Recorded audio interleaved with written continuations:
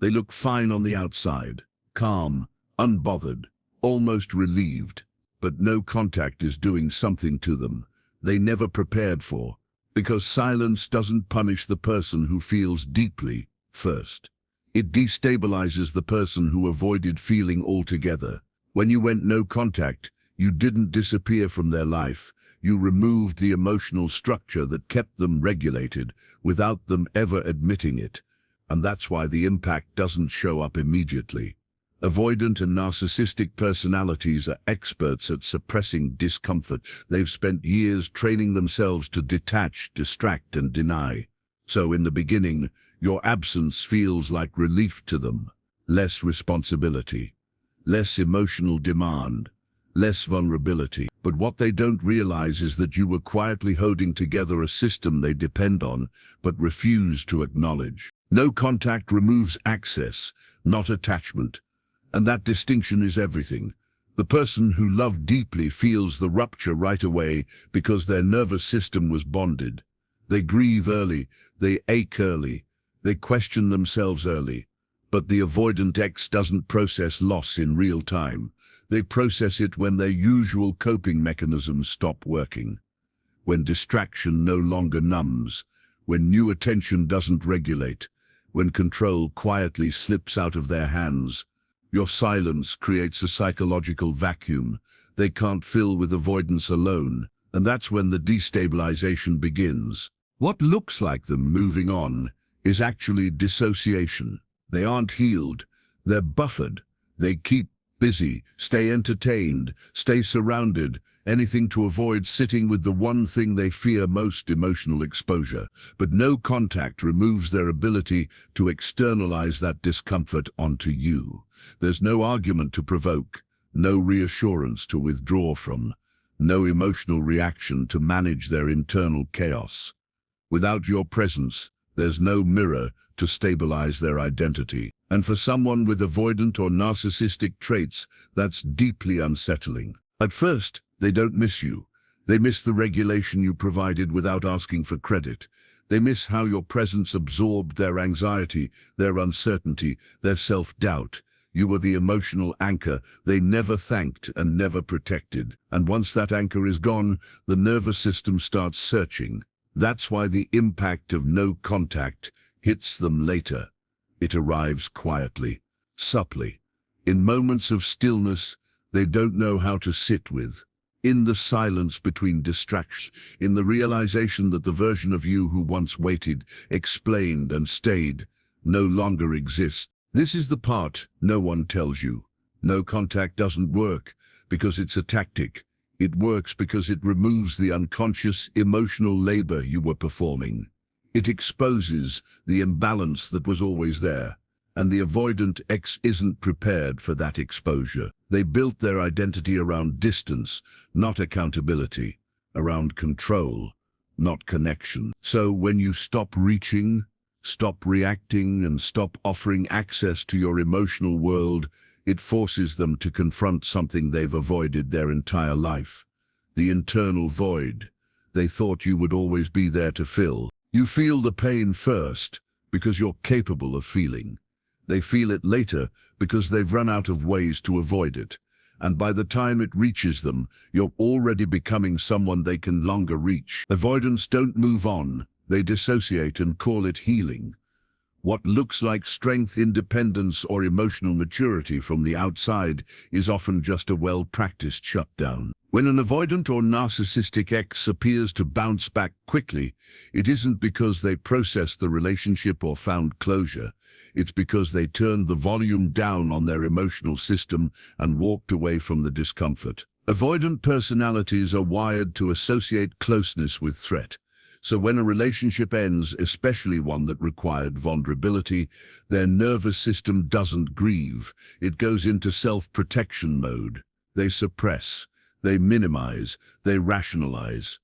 And then they convince themselves that this numb state is peace. What you're witnessing as them moving on is emotional numbing, not resolution. Resolution requires reflection, accountability, and emotional integration, skills avoidance and narcissists actively avoid because those skills force them to confront parts of themselves. They've spent a lifetime escaping.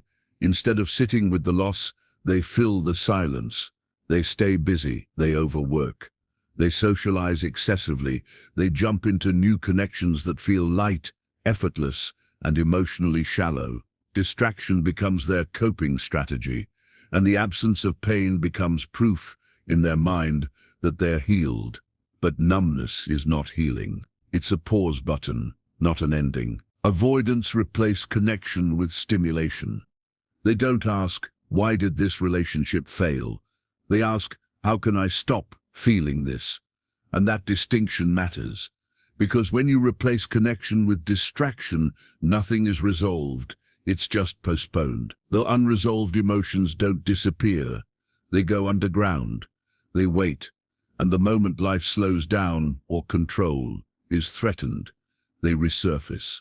This is why avoidants often appear fine immediately after a breakup, while the emotionally available partner is in visible pain. You're processing in real time. They're deferring the cost. You felt the loss immediately because you were emotionally present in the relationship. Your nervous system was attached.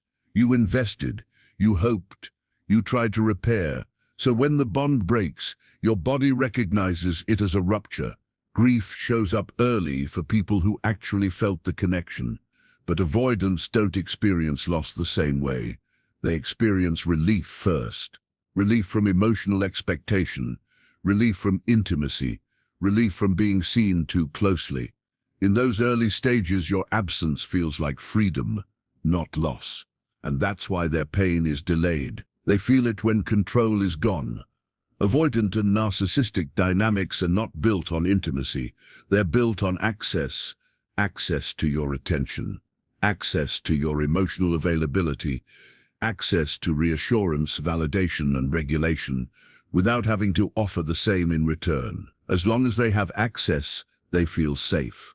They can withdraw, return, go silent, reappear, and still expect the bond to remain intact. No contact breaks that unspoken contract. It removes access without negotiation, and that's what shocks their system. No contact doesn't announce itself as a threat. It simply closes the door. And for someone who relies on emotional availability without emotional responsibility, that sudden loss of access is destabilizing. At first, they assume it's temporary. They believe you'll reach out, explain, soften, break. They've been conditioned by the dynamic to expect your emotional availability to outlast their emotional absence.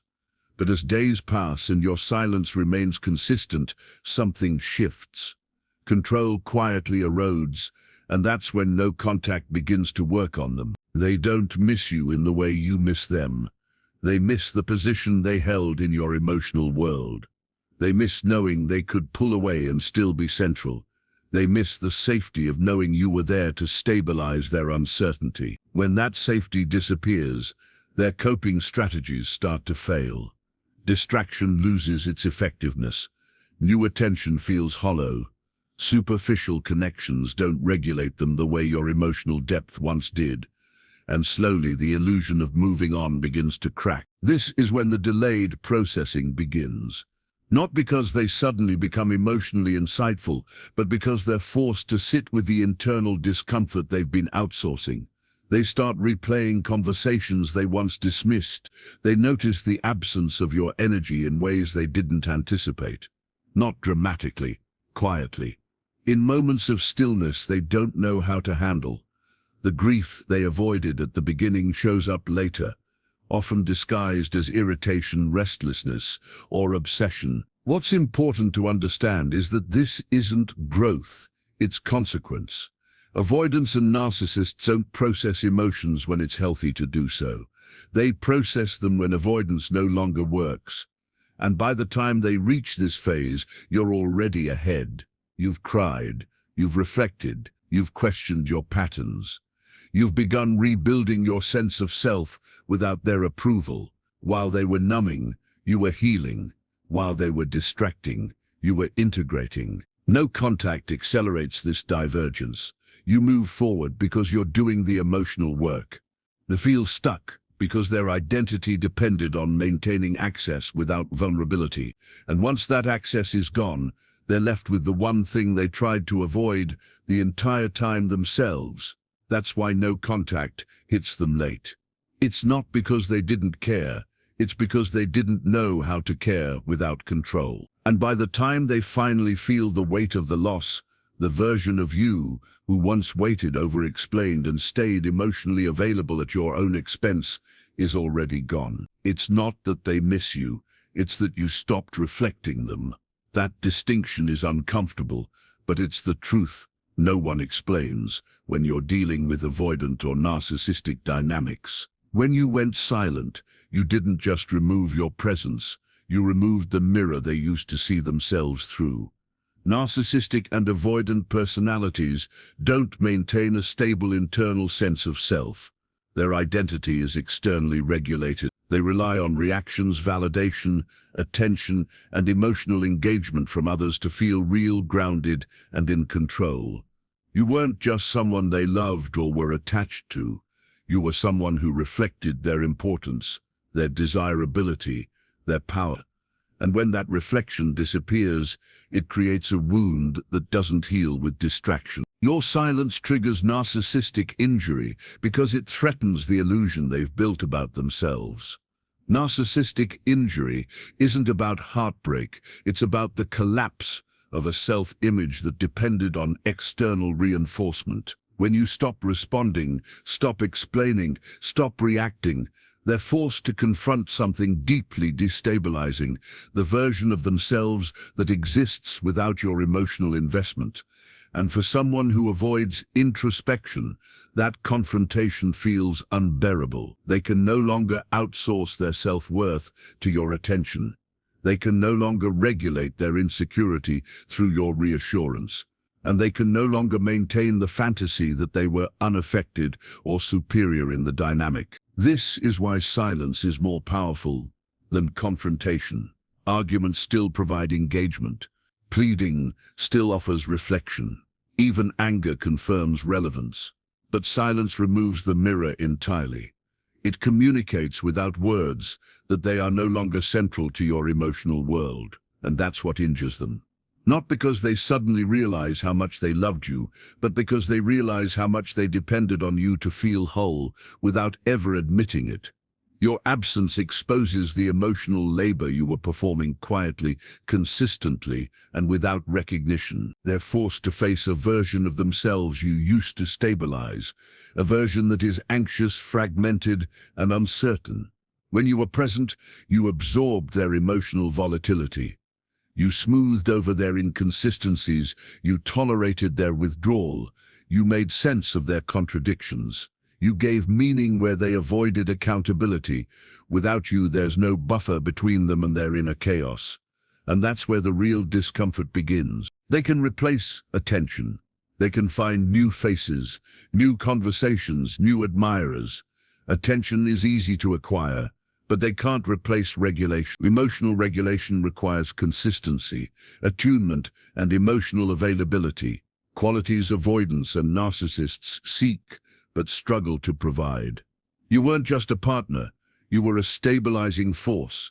Your presence regulated their nervous system even when they pretended to be independent. You were the one who grounded the relationship emotionally while they maintained distance psychologically. This is why new connections feel hollow to them. New people offer novelty, not familiarity. They offer stimulation, not safety. They can mirror surface-level traits, but they can't replicate the emotional history you shared. You understood their patterns. You anticipated their withdrawal. You adjusted yourself to maintain equilibrium. And while that cost you deeply, it benefited them immensely. Losing that regulation feels disorienting. They may not articulate it consciously, but their body feels it. Without you, their internal chaos has no mirror to project onto. Projection is a core defense mechanism in narcissistic and avoidant dynamics. When uncomfortable emotions arise, they externalize them. They accuse, withdraw, devalue, or distract. But no contact removes the target of projection. There's no one to blame, no one to regulate, no one to absorb their emotional instability. And when projection fails, discomfort turns inward. That's when restlessness appears, irritation, obsession, the sense that something is wrong even if they can't name it. This is why they may reappear unexpectedly, not with clarity, not with accountability, but with confusion, breadcrumbs, or indirect attempts to re-establish contact. They aren't seeking resolution, they're seeking regulation. They want to restore the emotional balance they lost without having to face why it existed in the first place. And if you break no contact at that moment, the old dynamic snaps back into place effortlessly. But if you don't, something irreversible happens. The illusion they had that they could withdraw without consequence collapses. They're confronted with the reality that you were not an endless resource, that your emotional availability was not guaranteed, and that realization strikes at the core of narcissistic entitlement. It forces them to see themselves not as the one in control, but as someone who depended far more than they ever admitted. Meanwhile, you begin to understand your role differently. You stop seeing yourself as too much or not enough. You recognize the emotional labor you provided, the regulation you offered, the ways you adapted to keep the connection alive. And with that awareness comes a shift in power, not power over them, power over yourself. You stop trying to be the mirror. You stop stabilizing someone who never stabilized you. They can replace attention, yes, but they can't replace the version of themselves that existed when you were there holding the emotional center. And that loss lingers long after the surface-level distractions fade. Because regulation isn't something they can find easily. It's something they relied on without acknowledging. And once it's gone, no amount of attention fills the gap. Your silence doesn't just create distance. It reveals truth. It exposes the imbalance, and it marks the moment you stopped being a reflection and started being a person with boundaries. And that is the wound they never prepared for, because it forces them to face themselves without you holding the image together. Avoidants don't chase loudly, they monitor silently. This is the phase no one sees and almost no one talks about because it doesn't look dramatic on the surface. There are no desperate messages, no public confessions, no obvious pursuit. Instead, there is quiet observation, subtle checking, passive monitoring from a distance. When no contact holds and your absence becomes consistent, something shifts internally for the avoidant or narcissistic ex. They realize you're no longer orbiting them emotionally, and rather than chasing, which would require vulnerability, they retreat into surveillance. They watch instead of reaching. They track instead of confronting. They replay conversations they once dismissed. Moments they minimized suddenly gain weight. Words you said that they brushed off start echoing differently. Now that there's no access to you for clarification or reassurance, silence amplifies memory. And without your presence to rewrite the narrative, they're left alone with their own interpretations. They begin to stalk your presence in subtle ways. Not always online, not always obvious. Sometimes it's asking mutual connections about you. Sometimes it's revisiting old messages. Sometimes it's replaying scenarios in their head, wondering when exactly the shift happened, wondering how you became unreachable without warning. What unsettles them most isn't that you're gone, it's that your energy feels inaccessible. You're no longer emotionally available, even in absence. The old energetic cord they relied on feels severed. And for someone who depends on distance to maintain control, this loss of energetic access is deeply destabilizing. They don't know where they stand anymore. They can't feel your emotional presence lingering in the background, and that absence creates obsession, not the loud, romanticized kind, but a quiet, gnawing fixation that sits beneath the surface. This obsession doesn't come from love in the way you experienced love.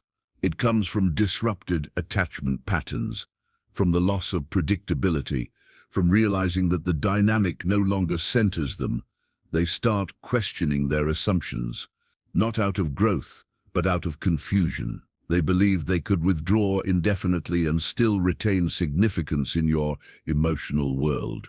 Your silence proves otherwise, and that contradiction forces their mind to loop over and over, looking for answers that can't be found through avoidance. While this is happening internally for them, something very different is happening for you. You didn't lose control, you reclaimed your nervous system. That's the shift no one prepares you for. No contact isn't just about distance from them, it's about reconnection with yourself. When you stop reaching, explaining, and waiting, your nervous system finally exits survival mode. The constant anxiety of monitoring their mood, their availability, their withdrawal patterns begins to settle. Your body, for the first time in a long time, feels no contact forces avoidance inward, into emotional territory they've never learned to stay in. They're confronted with internal sensations they've always externalized: discomfort, uncertainty, emptiness. They don't know how to regulate these feelings without projection or distraction. And because they lack the tools, the discomfort lingers. It doesn't resolve quickly. It circles. It intensifies in quiet moments. That's why their healing stalls. Not because they don't want peace, but because they don't know how to sit with themselves without escape. You, however, finally stop abandoning yourself. That's the part that accelerates your healing. Throughout the relationship, you learn to override your instincts, to minimize your needs, to tolerate inconsistency, to wait for emotional scraps while convincing yourself it was patience or understanding. No contact interrupts that pattern. Every day you don't reach out, your nervous system learns a new truth: that safety doesn't require self-sacrifice. That peace doesn't come from being chosen by someone who withholds. As your system recalibrates, clarity replaces confusion. The emotional fog lifts. You start seeing the dynamic for what it was, not what you hoped it could become. The moments you once romanticized lose their grip. You recognize how much energy you spent managing the relationship instead of experiencing it. And with that awareness comes relief, not immediately, gradually, quietly, but consistently. This is why the healing timeline diverges so sharply. You process early because you're willing to feel. You sit with the grief instead of running from it. You let your body discharge the stress it's been holding. They delay because avoidance postpones but never eliminates emotional reckoning. And by the time their obsession phase deepens, you're already rebuilding a sense of self that no longer revolves around them. Their monitoring doesn't bring relief. It increases frustration, because the more they watch, the more they realize they've lost influence. Your silence isn't cold, it's grounded, and grounded energy can't be manipulated. They can sense the difference, even if they can't explain it. You're no longer reactive, no longer available for emotional push and pull, and that absence of reactivity feels like a closed door they don't have the key to. Meanwhile, your healing compounds. Each boundary strengthens your nervous system. Each day of no contact reinforces self-trust. You stop looking for external validation. You stop needing their recognition to feel real. And as you reclaim your emotional autonomy, the obsession they experience intensifies, not because you're doing something to them, but because you stopped doing something for them. This is the power reversal. No one names. They're stuck, circling the absence you created. You're moving forward because you're finally present with yourself. And that's why no contact works differently on each of you. For them, it exposes what they never learned to face. For you, it becomes the space where healing finally has room to happen. They don't regret losing you. They regret losing access. That truth can feel brutal when you first hear it, especially if you love deeply and sincerely. But understanding it is what frees you from personalizing their behavior. Regret, in avoidant and narcissistic dynamics, doesn't arise from empathy or self-reflection. It emerges from the loss of control, from the sudden realization that the emotional privileges they once had are no longer available on demand. As long as you were reachable, emotionally, mentally, energetically, they felt secure in their position. Even if they withdrew, even if they devalued, they assumed the bond remained intact. No contact shatters that assumption. Regret shows up when they realize you no longer orbit their emotional gravity. For a long time, the dynamic revolved around their distance, their moods, their timing, their willingness to engage. You adjusted yourself accordingly.